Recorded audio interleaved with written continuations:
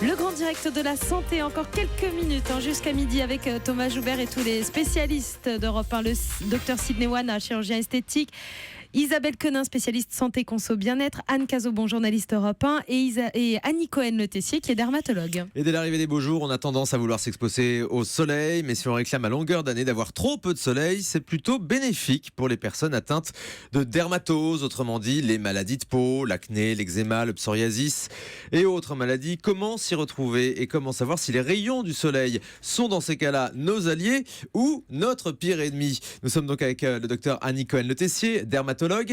Quels sont les problèmes cutanés qui sont difficilement compatibles, on va dire, avec le soleil? Oui Thomas, alors les problèmes cutanés difficilement compatibles avec le soleil, ça va être d'abord l'acné.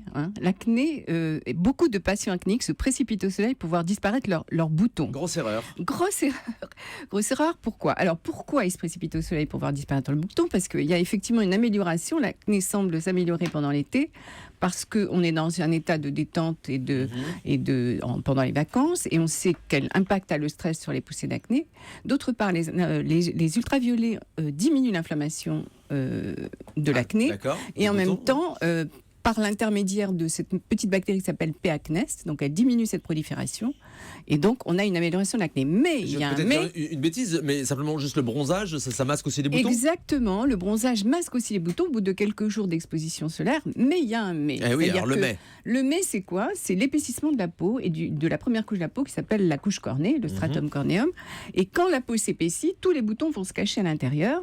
Il y a même une augmentation de l'occlusion du follicule pilosébacé, qui est le théâtre où se produit l'acné, on va dire, et donc formation de nouveaux comédons.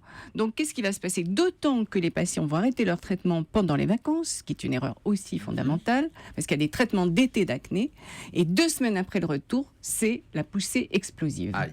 Voilà. Et pareil, si on est sous traitement pour l'acné, c'est totalement déconseillé et totalement incompatible avec le soleil. Oui, on est d'accord. Certains traitements sont incompatibles avec le soleil. C'est pour ça que je vous dis, il y a des traitements d'été d'acné. Donc, il ne faut pas tout arrêter d'un coup d'un seul, parce qu'on va revenir avec une énorme poussée. Il faut aussi se protéger du soleil, mais continuer un petit traitement compatible avec le soleil. Alors, on parle maintenant de la rosacée, la coupe rose. Alors, la rosacée, c'est l'érythro-coupe rose. On en a déjà parlé ici. Parsemée de boutons de type acné, d'ailleurs. On l'appelait à l'époque l'acné rosacée. La rosacée, c'est un problème vasculaire.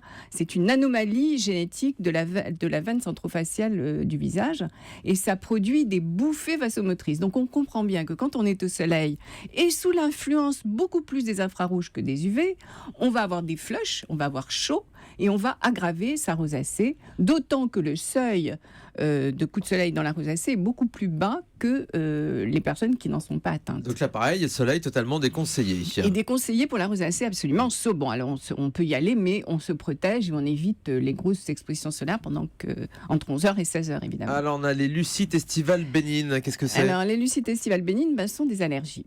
Et quand on est allergique, on évite l'allergène. Si vous êtes allergique aux fraises, vous ne mangez pas de fraises. On essaye. Mais là, on peut être allergique au soleil. On peut être allergique au soleil, donc on va essayer on ne va pas se priver de soleil, mais on va essayer de se désensibiliser progressivement, en y allant petit à petit et en ayant eu soin auparavant d'utiliser sous contrôle médical des préparateurs solaires qui ne couvrent pas le coup de soleil, attention, qui ne vous protègent pas du coup de soleil, mais qui vous permettent d'arriver sur la plage avec un peu plus de détente au niveau de cette allergie. Donc, progressivement, on n'aura pas la poussée de boutons de type urticaire ou eczéma. Ils ressemblent à quoi, ces petits boutons? C'est de type ça démange, c'est comme des petits boutons de moustiques qui se localisent en général sur les parties découvertes, et essentiellement sur le décolleté, souvent les bras, les mains, quelquefois les jambes, rarement sur le visage. C'est ce qu'on appelle les boutons de chaleur chez les enfants? Non, c'est pas pareil. Les boutons de chaleur, c'est vraiment une rétention sudorale qui entraîne une inflammation. Petits boutons gorgés d'eau. Petits boutons gorgés. Voilà.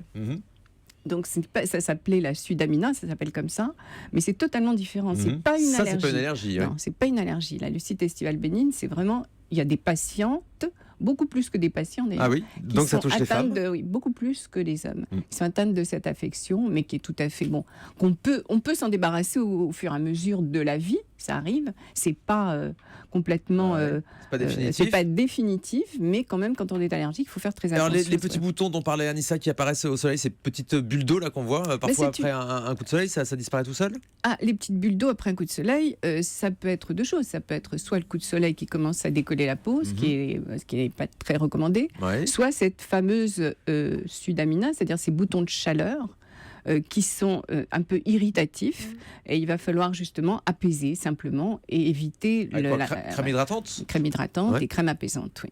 Alors pour les patients atteints de lupus, est-ce qu'ils vont ou pas Alors, au le soleil? lupus, c'est une maladie auto-immune qui est ces patients qui ont la peau, qui ont des signes de lupus, enfin qui sont atteints de lupus, ont une extrême sensibilité au soleil. Ça peut être d'ailleurs la première manifestation du lupus, ça peut être l'extrême sensibilité au soleil parce qu'ils ont un seuil extrêmement bas au niveau du coup de soleil et il faut absolument, là par contre, c'est incompatible avec le soleil parce que ça va relancer les poussées cutanées et ça peut même entraîner les affections, compléter l'affection avec des troubles rhumatologiques. Il faut donc absolument s'en éloigner et ça c'est quelque chose d'assez connu. En tout cas, pour les patients qui ont cette affection, ils le savent en général. Alors à l'inverse, Annie Cohen, Le Tessier, quelles sont les maladies de peau avec lesquelles on peut s'exposer au soleil? Eh bien, vous les avez cités, Thomas, en introduction de cette chronique. L'eczéma va être tout à fait amélioré au soleil. Le psoriasis va s'améliorer au soleil. On a également le pityriasis versicolore, qui est un champignon. Une fois traité, mérite d'être exposé au soleil de façon à ce que les plaques blanches se repigmentent. Il mérite, hein? Il mérite, Lui aussi, oui, il a le droit, absolument, il a le droit. Et c'est comme ça qu'on réuniformise son bronzage, on va dire. Sinon, on garde les petites plaques blanches D'accord. en attendant une exposition solaire. Il y a également le vitiligo, qui est une dépigmentation et qui fait partie des maladies auto-immunes. Donc, on va essayer de progressivement exposer au soleil pour relancer les quelques mélanocytes, c'est-à-dire les cellules de la pigmentation qui s'endorment. Il paraît que On va c'était la essayer- maladie dont souffrait Michael Jackson, ça, le vitiligo. Exactement. Exactement, Qui il avait blanchit la peau, un donc. vitiligo universalis, Michael Jackson. Donc vraiment très étendu. Mais donc pareil, s'exposer au soleil, ça fait du bien. Alors attention, ça peut brûler. Hein, Ah, donc il faut quand être même. très progressif parce qu'on n'a plus de protection. On n'a plus de protection. Mais pour relancer les mélanocytes qui sont endormis, on peut s'exposer progressivement au soleil avec toutes les précautions. Et puis alors un point très important aussi avec le soleil et le docteur Sidney Oana pouvoir réagir, les cicatrices. Alors, Est-ce qu'on les expose ou pas au soleil c'est après très une opération? intéressant parce qu'il y a des cicatrices qu'on peut exposer, d'autres qu'il ne faut pas exposer. Toutes celles qui sont sur une peau blanche, il ne faut pas les exposer. Mais quand on a une cicatrice autour de l'aréole qui est pigmentée, pour favoriser la pigmentation de la cicatrice, pour qu'elle se noie dans les tissus aréolaires, on peut les pigmenter. C'est ça, docteur Oui, Annie Cohen, Le Tessier? absolument. Les cicatrices font partie des problèmes qu'il ne faut pas exposer parce que ça va pigmenter, justement. Mais quand on est dans une zone d'aréole mammaire qui est déjà pigmentée, ça pose pas trop de problèmes. Mais il faut respecter quand même 1 à 6 mois, voire 2 ans. Et il y a aujourd'hui des crèmes qui protègent du soleil et qui permettent une cicatrisation accélérée. On nous les propose sur le marché. Voilà. Sinon, on garde ses vêtements, hein, on garde le On t-shirt. garde ses vêtements, voilà. exactement, surtout quand on a beaucoup de grains de beauté et des antécédents de cancer cutané. Merci beaucoup Annie Cohen, Le Tessier, dermatologue, Isabelle Quenin, spécialiste conso bien-être, docteur Sidney Oana, notre chirurgien esthétique préféré, Anne Cazobon. On se retrouve lundi. Anissa, vous serez là lundi matin Bien à sûr, 9h à vos pour côtés, un Thomas. prochain grand direct évidemment.